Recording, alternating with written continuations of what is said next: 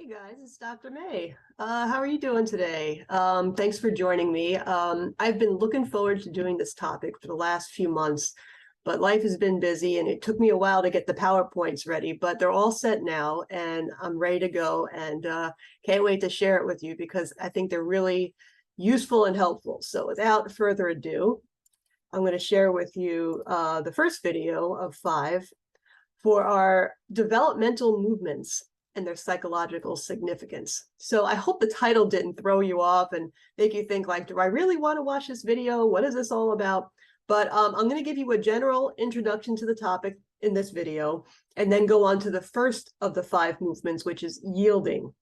Okay, so the picture here gives us a clue about yielding. It's kind of like, relaxing our body into the support of another or into an object, or even into a pet. So animals can do that as well. Okay, so here's our 5 developmental movements or actions. So we're going to start on the left here today with yield. So when you yield, you again relax into the support of another person or object or pet. And then from that relaxed feeling of support, you push out of that and separate from the thing you were relaxing into, kind of gaining a little bit more of a sense of independence and separation. And once you kind of get a sense of yourself as a separate being, and you say no to what you were yielding to, you start to feel like I can now say yes to something else and reach for something that I do want. So reach is the next action.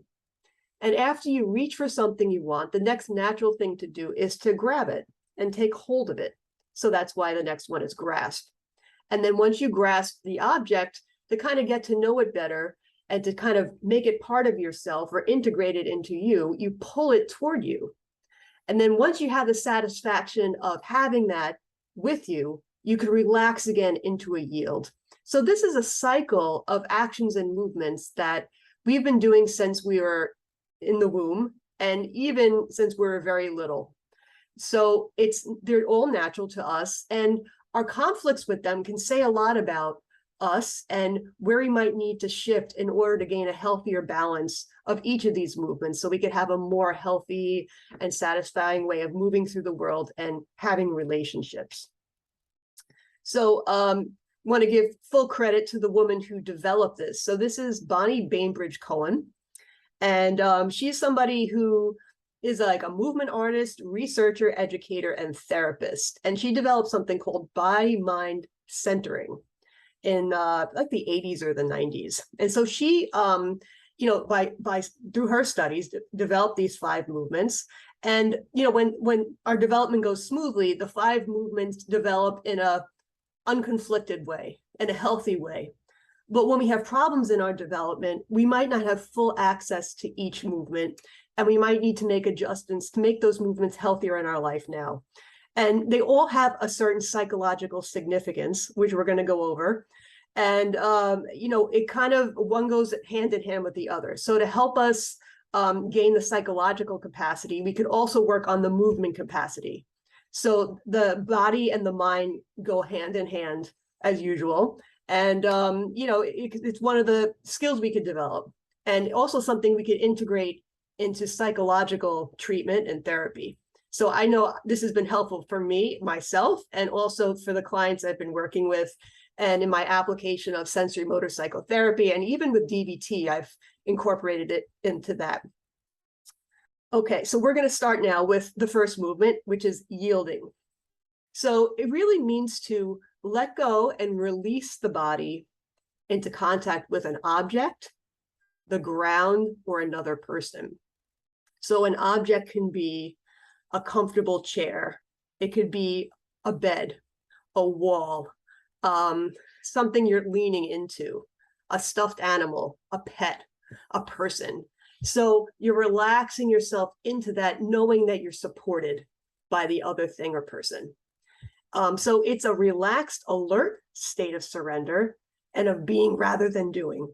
So you're trusting that the thing that's being supportive of you is there to support you, that it's okay with you leaning into it, that it's fine with the weight that you're yielding into that person. that it could support you, that it's not going to collapse, that it's not going to disappear, that it's not going to be mad at you for yielding into it. So you feel like you could trust that it'll support you. Okay, so as you can see here, another version, relaxing or yielding into a hammock. So there's an even relaxed muscle tone, but at the points of contact, there's a little bit of increase in muscle tone because you're leaning into something. So there's a little bit of pressure at the points of yield. And you should be having long, relaxed breaths. You know, your breath is a sign that you could relax into that object or person. If you want to get a little more scientific, your dorsal vagal system, which promotes hypoarousal and rest, is active. So it's a low arousal state, but in your window of tolerance, if you're using sensory motor psychotherapy language or polyvagal language. So you're relaxed, but it's a comfortable relax. It's a good relaxed. There's a mobilization without fear. So you're still, but you're not afraid at the time of stillness. So to give us the developmental background to this, because this is all part of our developmental trajectory, this is the very first action or movement that we develop. So yielding really starts when we're a fetus in the womb. So we yield to the surrounding fluid in the womb, to the atmosphere. We relax into that. And before birth, we were just floating in the womb. We mold ourselves, the contours of the mother's body. When we're born, an infant, is very undeveloped musculature. So they can't really do many of the other movements yet. So the natural thing is just to relax into the mother, as in this picture, or relax into the crib or to some, the supportive pillow that they're surrounded by. So when securely attached, infants have a sense of safety in relaxing into their caregiver. So they could just lean and sink into the caregiver's body, mold themselves into the body, and know that they're receiving support and care, that they're being loved and cared for as they're yielding into the person, to the caregiver. So even into adulthood, we are also having experiences of leaning into people. So as children, as adults, we continue to do this. It's still part of our repertoire. So it involves several things in order to do this in a healthy way. So I'm present in myself, and I'm also leaning or yielding into another. I'm able to surrender, let go, and relinquish control. So it's a little like the serenity prayer. So I could accept the things I cannot change. So I'm accepting that this person is there for me, that it's okay. So I can let go into that. I don't have to over control the situation or brace myself, because I could trust that they'll be there. So I'll be received by that person. And if they're giving me support and nourishment as I yield into them, I could accept that support and nourishment. It's okay. I'm allowed to have it. I'm allowed to take it in. And I'm allowed to have another affect me. So I'm allowed to be cared for by that person or be supported by that person. So when I'm able to do this, even later in life, it can help in my relationships. So having a healthy ability to trust and yield into a person is a sign that I could have a secure relationship with a trusted person. Now, clearly, I may not want to yield indiscriminately into just anybody. I mean, there are people out there that you wouldn't trust, that you wouldn't want to yield into. But when there is somebody that is trustworthy and you're able to let go into that person, it could help with the connection that you develop with that person. Okay, so the next part is yielding into objects and experiences. So I want to elaborate on this a little bit more, even though I mentioned it earlier. So one is yielding into the ground itself, or the earth. So this is tied into what they call grounding practices. So grounding is feeling the experience of gravity. So I'm letting my weight settle downward into the earth. So I could do that when I'm sitting, let's say, letting my feet feel the earth beneath them, put my feet flat on the floor and feel the support of the ground. Feeling that when I'm sitting, that my bottom and my sit bones are feeling the support of the cushion of the ground. Okay, so I'm relaxing down into it. So the pose I have here is the Savasana pose at yoga, which is often done at the end of a yoga practice. So sometimes that's actually the hardest pose of all, because it's really hard to let go into it. But yielding into the ground is one of the main experiences here. So yielding into an object, so as you can see here, like a couch, a bed, a hammock, as I had in the other picture. So sometimes we're not directly on the ground, but we're on something else. Another version, which is a little bit more abstract, is yielding to an external experience. So it's like fully allowing yourself to be into the moment and to really be here. I'm allowing myself to yield into this present moment, whatever happens to be. If there's an experience, let's say, of beautiful music or a beautiful view or any view, I'm just allowing myself to just be in this moment, to relax into this moment and not run away somewhere else. Yielding to an internal experience is the other one. So it's a little like yielding into a person because it's you that's the person. So sometimes I'm yielding into the experience of my heartbeat, my breath, internal sensations that I have. Sometimes when you're doing this, you might even have an impulse just to curl up and kind of just be with yourself in your own experience. Another interesting thing that they talk about with yield is that when you're yielding, it allows your mind to relax as well. And when your mind is relaxed and in that default mode, network mode, you could kind of allow your thoughts to wander in a creative way. Sometimes your mind needs to relax in order to make connections, in order to see new ideas. Sometimes when you're relaxed, like something will just pop in your mind that you wouldn't have thought of deliberately. And so creativity can flow when you're in that yielding state. So that's one of the benefits as well. So we become, as it says here, open to receiving new ideas, sometimes just from the universe, or maybe even it allows an idea you learned about to kind of settle in your mind a little bit more. And to just have that openness to new ways of thinking, feeling, experiencing. So this could be helpful for those of you working on over-control and radically open DBT, because if you're over-controlled, you might really struggle with yielding and letting your mind go. You want to, try to have more of a tighter control over your mind. But this could really help in opening things up. Okay, so a lot of people struggle with yield. So people struggle with all 5 of these movements. So for each video I do, we're going to talk about some of the struggles and also how to overcome the struggles. So here, one version of the difficulty with yield is too much mobilization. So I don't know about any of you guys, but I tend to run a little bit high, but a little bit mobilized. I'm a high energy doer. I'm working and doing a lot, and it's hard to bring myself back down. So sometimes when I try to yield, I feel like my body is rising up, like the energy is rising up, my muscles are contracting up, and it's hard to settle back down with gravity. So if you're one of those people, you're certainly not alone, okay? So it's like energetically, it's hard to drop down. Another version of why you might have difficulty with yield on the too much mobilization end is because you might struggle trusting people because of earlier experiences. So if someone wasn't fully there for you, or was annoyed by you, or felt you were a burden, or treated you like they didn't really want you around, it might be hard now to settle into yielding to somebody because you may not fully trust that they really want you there, or that they'll continue to be there. So if I yield to you, you might just pull away from me and I could just fall into space and lose that support. And the idea that could be very anxiety provoking, unsettling.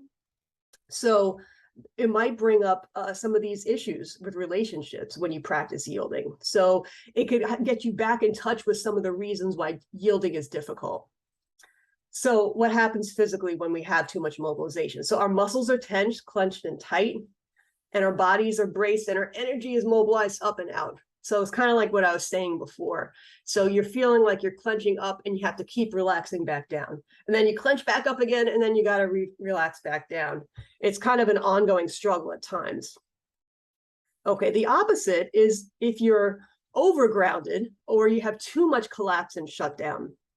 So if one of your survival defenses was collapse and shutdown, it was because your mobilized defenses were not adequate in a certain situation or would have been dangerous to use.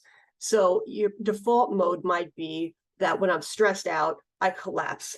I kind of get into that play dead mode, that making myself small so people don't hurt me mode. So yielding and relaxation might be associated with danger because of your history. So if you try to yield, you might experience anxiety because it's scary to let go, because it reminds you, on some level, in a procedural memory kind of a way, of other dangerous times. It's hard to have relaxation paired with, like that low energy. So you might find that your mind's going to have, a little unclear. Maybe you have some dissociative things going on. You feel a little numb. So it might be kind of uncomfortable.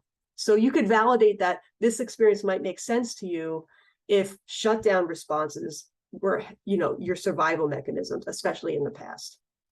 And the difference too is that while you might feel very grounded, you don't feel necessarily the support coming from gravity. You might feel like you're falling into the abyss and you're just going to keep falling, and it's unsupported. So it's a scary feeling. It's like falling into nothingness, like that bottom picture there. Okay, so physically, you might experience lax or loose muscles, a collapsed body posture, kind of like the guy pictured in the picture on the left, and even sleepiness. So remember, it's relaxed and alert. It's not relaxed and I'm about to fall asleep. So there's a support and there's a relaxation at the same time when we're trying to develop a healthier yield. Okay, so of course, we have to promote some solutions here. So if you're struggling with yield, it's okay, but this is your perfect opportunity to start to learn how to develop a healthier yield. So one thing you could do is grounding exercises. And to get a deeper dive into this, I have a video called Grounding Yourself, which is part of my sensory motor psychotherapy series. So grounding yourself involves feeling the ground under your feet or the chair under your sit bones. Okay, yielding into a couch, hammock, better pillows, like in a laying down posture. So all that stuff is gone over in a lot of detail in that video, but these are some of the main concepts here. So you could practice watching your energy settle. You could even do a kind of a body scan, go part by part and see where the energy is still rising up, and then start to slowly let it down. If you feel like your energy is too grounded, you could practice feeling the support underneath you. You could use your breath to help with this. So you could breathe in support from the ground and then breathe out and imagine the out breath being sent back into the earth. So, it kind of use your breath to help with the yield. Okay. Other things I've personally found helpful is to, before you practice the yield, do things like yoga or different kinds of breathing exercises, energy healing exercises, such as the 5-minute energy routine from Donna Eden, which I really find is useful, progressive muscle relaxation exercises where you tense and relax different muscle groups one at a time, and do that first, and then try the yielding exercises or the grounding exercises. Because sometimes I found if you just go in cold and you just try to yield, it's very hard to sustain it. Like you yield for a second and then you'll tense up and you'll yield and you tense up. But if you do more of those exercises first, it'll get your body in a bit better position to practice the healthy yield. Okay. Another thing that goes along with it is to practice having less to do. If you're a high energy doer like me, doing nothing could be hard. You might start to feel like I should be doing something. It's not okay if I'm lazy. Someone's going to get me in trouble if they find I forgot something. So these kind of, worry thoughts might come to you, and it might be hard to yield and relax into nothing. So even for small periods of time, if you practice having nothing to do or less to do, or even meditating, which sometimes feels like nothing, even though it's really something, it can kind of start to give your brain and body the message that it's okay to relax. Even if early in your life it wasn't, or there's certain areas of your life where it's not, such as at work or at school. In this context, when you carve out the time, you can begin to give yourself permission to yield. Okay, another thing just that comes up sometimes if you practice this is that you might be confronting emotions or memories that are associated with why the yield is difficult. So it might be an image of a parent who wants you to achieve and succeed all the time and don't want you to yield. Or it might be the image of, being threatened. And so, the collapse image comes to mind of why I had to collapse and shut down to avoid a painful situation. So, if that comes up and you're not ready to confront this, it's okay. but it could also bring up an opportunity to deal with some of those triggers that are making the yield difficult. And as you practice healthy yielding, it could help you iron out these issues as well. So you could practice yield on purpose at a time, let's say, when you feel like there's too much to do and I'm having a hard time relaxing. Okay, great. Now's the time I could practice this and see how I do, and as I practice relaxing, it could start to shift some of my thinking. So you do a little bit of this and a little bit of the thought work. Okay. So that's my advice of the day. Whoa, where are we here? Stop share. Okay. So, you got some practice to start with the yield, and I'll be back soon with the next video. Okay. With the next developmental movement, and I will see you soon. All right. Bye, everybody.